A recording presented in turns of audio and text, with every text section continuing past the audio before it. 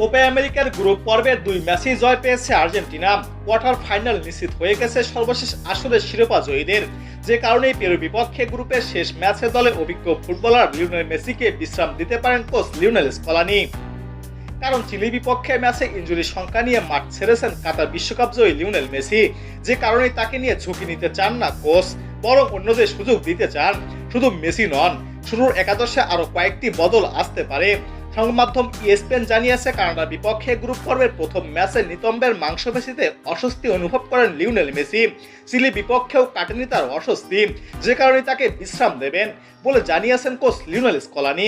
ESPN জানিয়েছে, coach Messi সহ শুরুর একাদশে কয়েকজনকে বিশ্রাম দেওয়ার বিষয়টি নিশ্চিত করেছেন।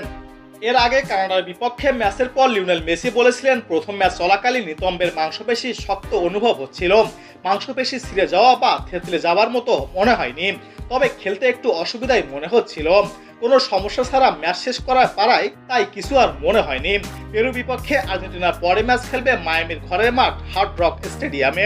দর্শকদের ঘরের মাঠে নিজ ক্লাবের খেলোয়াড়দের মেসিকে খেলতে দেখতে না পারায় হতাশ হতে পারেন বলে জানিয়েছেন কোচ লিওনেল স্কলানি।